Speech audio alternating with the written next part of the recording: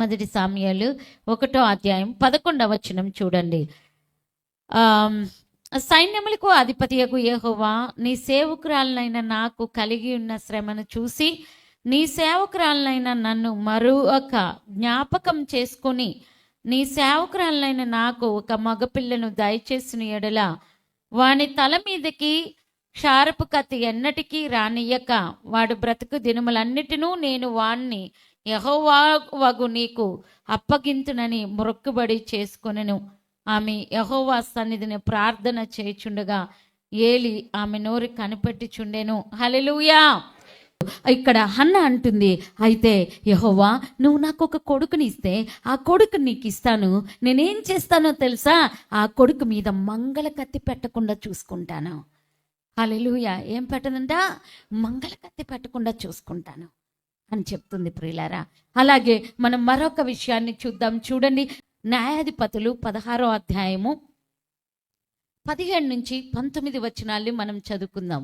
న్యాయాధిపతులు 16వ అధ్యాయం 17 నుంచి 19 వచనాలు ఎవరైనా తీస్తే చదవండి ఒకసారి.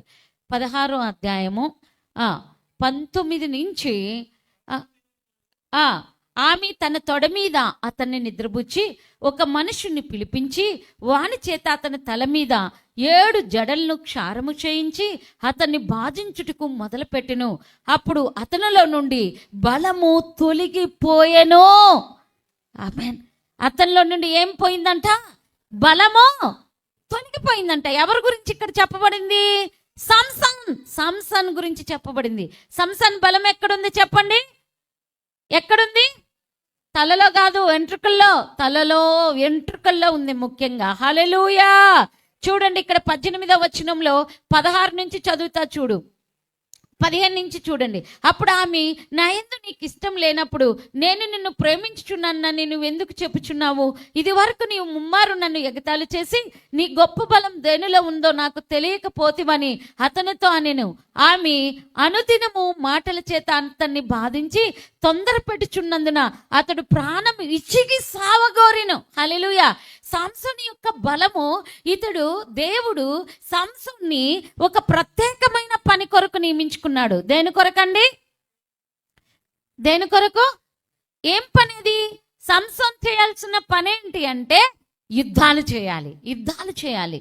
శత్రువుల మీద యుద్ధాలు చేయడానికి ఒక ప్రత్యేకంగా సంసోన్ని దేవుడు ఎన్నుకున్నాడు. అయితే ఆ సంసోను యొక్క అభిషేకాన్ని ఎక్కడ పెట్టాడు అంటే, ఎక్కడ పెట్టాడు? తలలో వెంట్రుకల్లో పెట్టాడు. హల్లెలూయా. మరి సంసోనులో దేవుని యొక్క బలం వెంట్రుకల్లో ఉంది. ఎవరి మీదకి యుద్ధానికి వెళ్ళినా వారందరూ కూడా ఓడిపోతున్నారు. అంత శక్తి కలిగినటువంటి అభిషేకము సంసోను యొక్క వెంట్రుకల్లో తలలో ఉంది ప్రియులారా. హల్లెలూయా. అయితే అక్కడున్న వారందరూ ఓడిపోతూ ఉంటే వారందరికీ ఒక ఆలోచన వస్తుంది, అసలు ఎందుకు మనం అందరం ఓడిపోతున్నాం? అసలు సంసోను బలం ఎక్కడుందో? ఆయన ప్రేమించే మరి వాళ్ళ ప్రేమికురాలు దెలీలాని అడుగుదాం అనుకొని వాళ్ళ ప్రేమికురాల దగ్గరికి పోయి, ఆ సంసోన్ని నువ్వు లాలించి అతని బలం ఎక్కడుందో నువ్వు తెలుసుకో, అతని బలం ఎక్కడుందో తెలుసుకుంటే అతను ఈజీగా ఓడించవచ్చు అని అనుకున్నారు ప్రియులారా. ఎప్పుడైతే ఆమె మరి వారి యొక్క మాటలు విని సంసోన్ని రోజు లాలించి లాలించి లాలించి అతని బలం ఎక్కడుందో తెలుసుకోవడానికి ఇష్టపడుతుంది. హల్లెలూయా. హల్లెలూయా. బైబిల్లో ఒక మంచి మాట చదివి ముందుకెళ్తా చూడండి. సామెతల గ్రంథం 31:3 వచనం చూడండి. 2 నుంచి చదువుదాం. నా కుమారుడా నేనేమందును, నేను కన్న కుమారుడా నేనేమందును, నా మ్రొక్కి కనిన కుమారుడా నేనేమందును, నీ బలము స్త్రీలకి ఇవ్వకము, నీ బలము స్త్రీలకి ఇవ్వద్దు. చూడండి, ఇంత బలవంతుడు, దేవుడి చేత నియమించబడిన వ్యక్తి, తన బలమంతా తన యొక్క హెయిర్లో, తన హెడ్లో ఎంత బలంగా ఉంది. కానీ తన బలము ఒక స్త్రీ వల్ల పోగొట్టుకొని, కళ్ళు పోగొట్టుకొని దిక్కులేని వాడయ్యాడు. అందుకే ఇక్కడ మరి లెమోను తల్లి అంటుంది, నా కుమారుడా నా కుమారుడా నేనేమంటాను, నేను మ్రొక్కి కనిన కుమారుడా నేనేమంటాను, నీ బలము స్త్రీలకి ఇవ్వద్దు. ఎవరికి ఇవ్వద్దు? ఎవరికి ఇవ్వద్దు? చెప్పు నీ పక్కన వాళ్ళకి, నీ బలాన్ని స్త్రీలకి ఇవ్వద్దని చెప్పు. నీ బలాన్ని స్త్రీలకి ఇవ్వద్దు. నీ బలాన్ని స్త్రీలకి ఇవ్వద్దు. నీకు ఇచ్చిన బలం ఎవరి కోసమో తెలుసా? దేవుడి కొరకు, దేవుడి రాజ్యాన్ని కట్టడానికి, దేవుని యొక్క రాజ్యము కొరకు, శత్రువుల్ని ఓడించడానికి. హల్లెలూయా, హల్లెలూయా.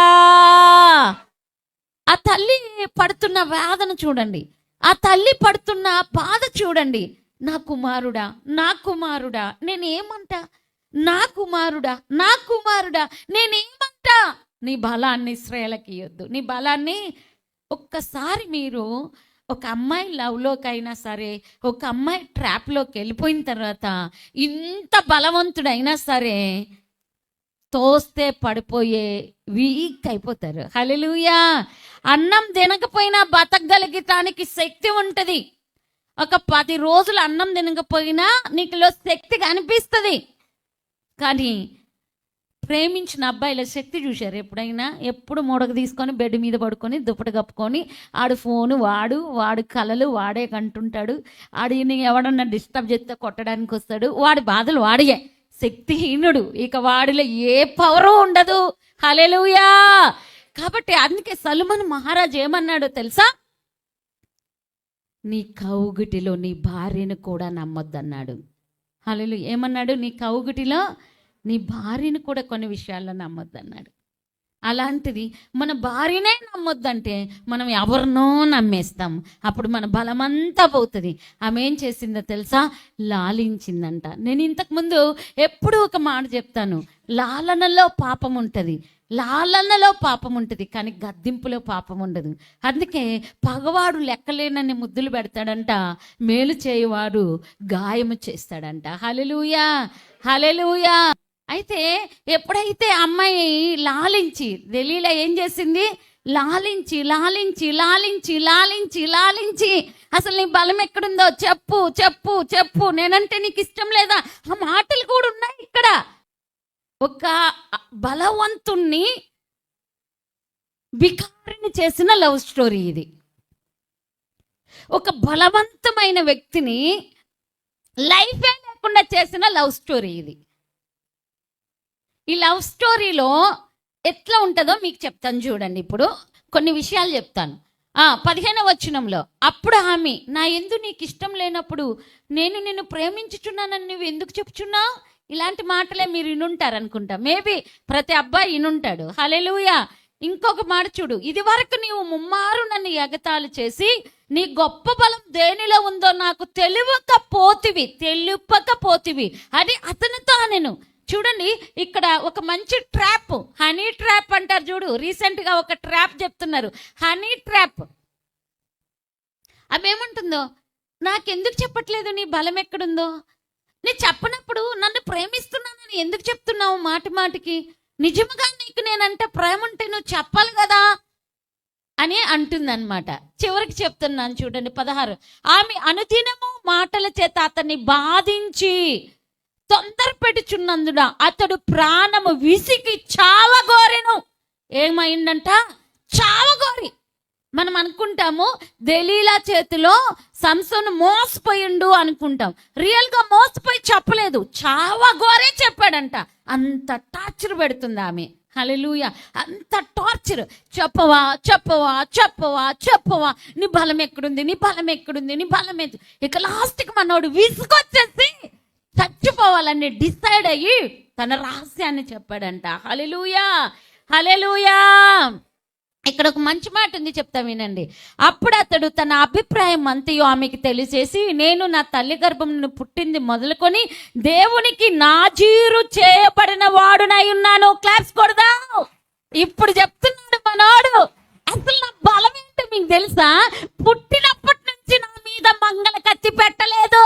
క్లాప్స్ కొట్టాలి. పుట్టినప్పటి నుంచి నా మీద మంగళ కత్తి పెట్టలేదు. పుట్టినప్పటి నుంచి నాకు నాజీరు చేయబడలేదు. సంసోను బలం ఏంటో తెలుసా?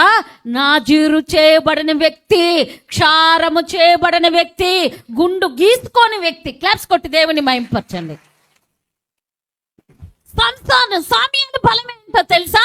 అందుకే సామ్యూయేల్ని తన తల్లి మొక్కుబడి చేసుకుంది. అయ్యా, నాకు ఒక కొడుకునిస్తే నేను ఆ కొడుక్కి మంగళ కత్తి పెట్టను, క్షారము చేయించను. అతడు ప్రవక్తగా ఉండాలని నేను కోరుకుంటున్నాను, అతన్ని నీకు ప్రతిష్ఠిస్తున్నా అని చెప్పింది. ఇప్పుడుంది అసలు పాయింట్. బి కేర్ఫుల్గా వినండి. ఇక్కడ దేవుడు తల్లి ఎన్ని మొక్కులు కనింది తెలుసా? సమయంలో ఎన్ని మొక్కులు మొక్కి సంసోన్ని కనిందో తెలుసా? అందుకే అంటుంది, నా కుమారుడా నేనేమందును, నా కుమారుడా నేనేమందును, నేను మొక్కి కొనిన కుమారుడా నేనేమందును, నీ బలమో స్త్రీకి ఇయ్యొద్దు అన్నాడు. ఈయన అంటున్నాడు, ఆ స్త్రీతో అంటున్నాడు, అయ్యూను నా బలం ఏంటో తెలుసా? యెహోవా నామములో నాజీరు చేయబడిన వ్యక్తి నేను. నాకు నాజీరు చేయబడలేదు, నాకు ఎప్పుడు మంగళ కత్తి పెట్టలేదు. నా వెంట్రుకల్లోనే యెహోవా అభిషేకం ఉంది, నా వెంట్రుకలే నా బలమై ఉన్నవి. అబ్బా అబ్బా, ఎంత మొక్కుకొని కన్నదో ఆ తల్లి, ఎంత మొక్కి కన్నదో ఆ తల్లి కదా. అలాంటి తల్లికి నమ్మినిది గుండు కొట్టించింది ప్రియులరా. గుండు కొట్టేయొద్దు నా కొడుక్కి. నా కొడుకు బలము, నా జీవులు చేయకపోతే నా కొడుకు బలవంతుడు. లోకంలో ఎన్నో యుద్ధాలు చేయాలి నా కొడుకు, దేవుని ప్రజల్ని రక్షించాలి నా కొడుకు, నా కొడుక్కి నా జీవులు చేయించును అని మొక్కి కన్న కొడుకుని ఒక వేశ్య గుండు కొట్టింది ప్రియులరా. గుండు కొట్టింది. గుండులు ఎన్ని రకాలుగా కొడతారో తెలుసా? మోసం మోసం మోసం. స్త్రీ ప్రేమలో పడిపోయిన ప్రతి ఒక్కడు గుండు కొట్టించుకున్నవాడే. మనోడు ప్రేమించిన ఒక అమ్మాయి చేతిలో మోసపోయాడు ప్రియులరా. ఎలా మోసపోయాడో తెలుసా? ఏ తల్లి అయితే మంగళ కత్తి పెట్టకూడదు అనుకున్నాడో, ఏ యాచకుడైతే నా యొక్క కుమారుడి మీద మంగళ కత్తి పెట్టకూడదు అనుకున్నాడో, ఏ యెహోవా అయితే ఈ కుమారుడు నా కుమారుడు అనుకున్నాడో, ఆ కుమారుడు తీసుకెళ్లి తన జీవితాన్ని ఒక వేశ్యకి, ఒక దెలీలాకి అప్పగించుకుంటే ఆ వేశ్య ఏం చేసిందో తెలుసా ప్రియులరా? గుండు కొట్టేసింది. గుండు గుండు గుండు కొట్టింది. ఎన్ని జీవితాలు లేవండి ఇక్కడ గుండు గుట్టించుకున్న జీవితాలు. గుండు అంటే ఏంటండి? శూన్యం అండి, శూన్యం. మరి బలవంతులు క్షారము చేయకుండా యెహోవా కొరకు ప్రతిష్ఠించిన వారి జీవితాలు ఒక్కసారి ప్రేమించిన అమ్మాయి చేతిలోకి వెళ్ళిన తర్వాత వారి జీవితం శూన్యంగా మార్చబడింది ప్రియులరా. గుండు కొట్టించి ఏం జరిగింది? ఆ గుండు కొట్టించిన తర్వాత బలహీనుడైపోయాడు, బలం పోగొట్టుకున్నాడు, గుడ్డివాడైపోయాడు, ఓడిపోయాడు, ప్రాణం పోగొట్టుకున్నాడు ప్రియులరా. ప్రాణం పోగొట్టుకున్నాడు.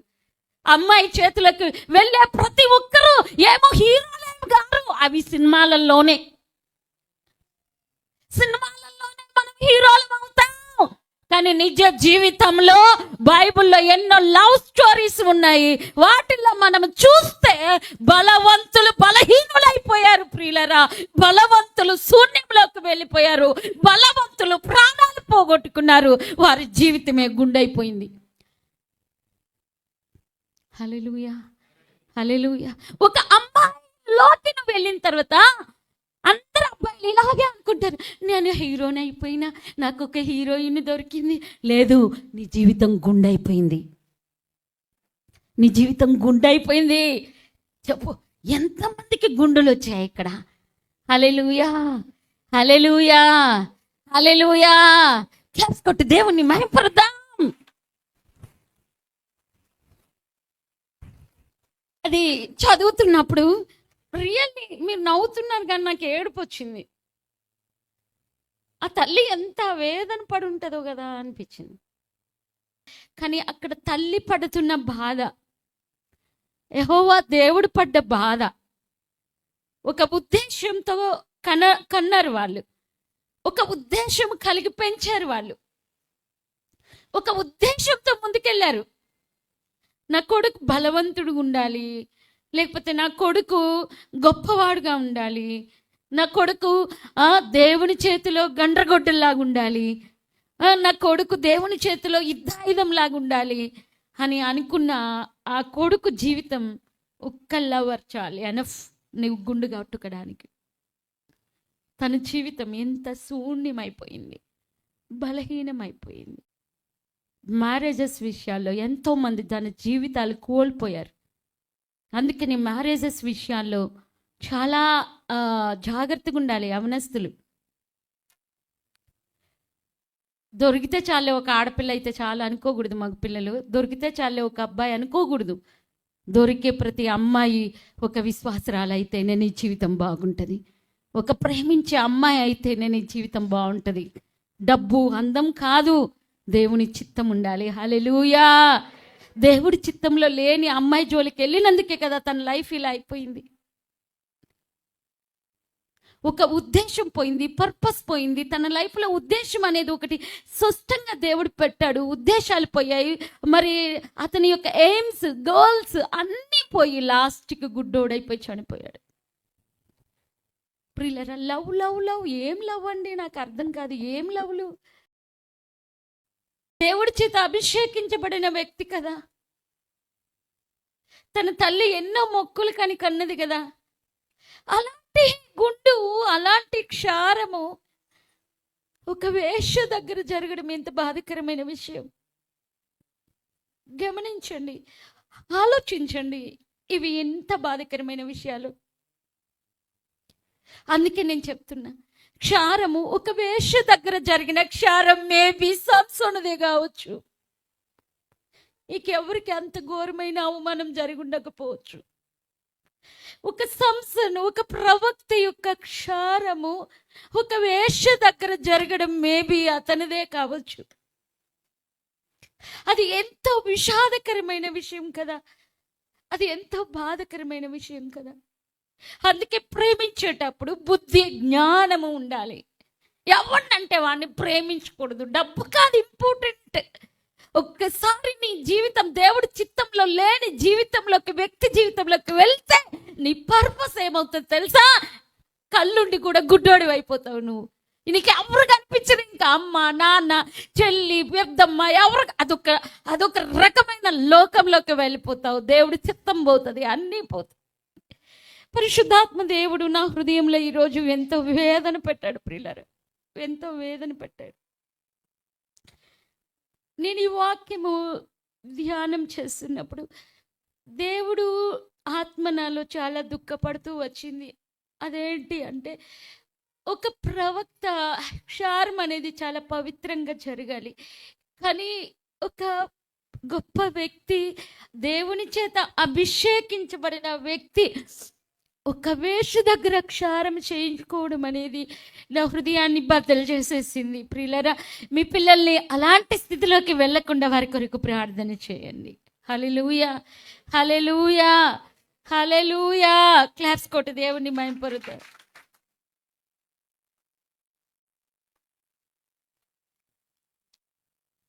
రెండో విషయం, నీ కౌగిలిలో నీ భార్యని కూడా కొన్నిసార్లు నమ్మొద్దు అన్నాడు దేవుడు. అలాంటిది ఎవరో తెలియని ఒక అన్యురాలికి, ఎవరో తెలియని ఒక అమ్మాయికి నీ లైఫ్ ఇవ్వడం అనేది ఇట్స్ నాట్ మంచి పద్ధతి కాదు. అందుకే ఇక్కడ 31 సామెతలు 31 మళ్ళీ తీద్దాం. ఆ వచ్చిన మళ్ళీ నాకు బాగా ఇష్టమైన వాక్యం ఇది, మళ్ళీ చదువుదాం. చూడండి. నా కుమారుడా నేనేమందును, నేను కన్న కుమారుడా నేనేమందును, నా మ్రొక్కి కనిన కుమారుడా నేనేమందును, నీ బలము స్త్రీలకి ఇయ్యకము, రాజులను నశింప చేయు స్త్రీలతో సహవాసం చేయకము. రాజుల్ని పడగొట్టిన స్త్రీలతో ఏం చేయకూడదంట? సహవాసం చేయకూడదు. సహవాసమే కదా, స్నేహమే కదా, ఏముంది అనుకుంటాం. కానీ లాస్ట్కి ఆ సహవాసం నిన్ను ఎక్కడికి తీసుకెళ్తుందో నీకు తెలుసా? నీకు క్షారము చేయించి గుండు కొట్టించేదాకా తీసుకెళ్తుంది. తర్వాత నీ జీవితం ఎక్కడ పడిపోతుంది? తర్వాత నీ జీవితం ఏంటి? అది ఒక్కసారి లవ్ కదా అని ఒక అమ్మాయికి నీ జీవితాన్ని ఇస్తాం. లవ్లో ఏముందో తెలుసా? నీ బలము అమ్మాయికి ఇచ్చేస్తున్నావు. నువ్వు ఏం చేస్తున్నావు? నీ బలాన్ని అమ్మాయికి ఇచ్చేస్తున్నావు. తర్వాత నువ్వు ఎంత బలహీనుడు అవుతావు నీకు అర్థం కాదు. అందుకే దయచేసి ఎంతో బాధతో మీ పిల్లల్ని కంటారు, కానీ చివరి వాళ్ళ వివాహ వయసు సమయంలో తప్పకుండా ప్రతి తల్లి మీ పిల్లల విషయంలో జాగ్రత్త వహించాలి. వాళ్ళకి వివాహ వయసు వచ్చింది అంటే మీరు ఖచ్చితంగా ప్రార్థన చేయాలి. ఖచ్చితంగా మీ పిల్లల వివాహాల కొరకు ప్రార్థన చేయకుండా ఉండొద్దు. ఏ తల్లి కూడా ప్రార్థన చేయాలి, దేవుడి చిత్తాన్ని కనిపెట్టాలి. అందుకే ఇక్కడ ఈ తల్లి ఏమంటుందో చూడండి. ఒక రాజు తల్లి చెప్తున్న మాటలు చూడండి. 31లో రాజైన లెమియోలు మాటలు, అతని తల్లి అతనికి ఉపదేశించిన దేవోక్తి. నా కుమారుడా నేనేమందును, నేను కన్న కుమారుడా నేనేమందును, నా మ్రొక్కిన కుమారుడా నేనేమందును, నీ బలమును స్త్రీలకి ఇయ్యకము. మరొకసారి బాయ్స్ అందరు చెప్పుకోండి, నీ బలాన్ని స్త్రీకి ఇయ్యొద్దు అని చెప్పు. నీ బలాన్ని స్త్రీకి ఇయ్యొద్దు అని చెప్పు. నీ బలాన్ని స్త్రీకి ఇయ్యొద్దు అని చెప్పు. హల్లెలూయా.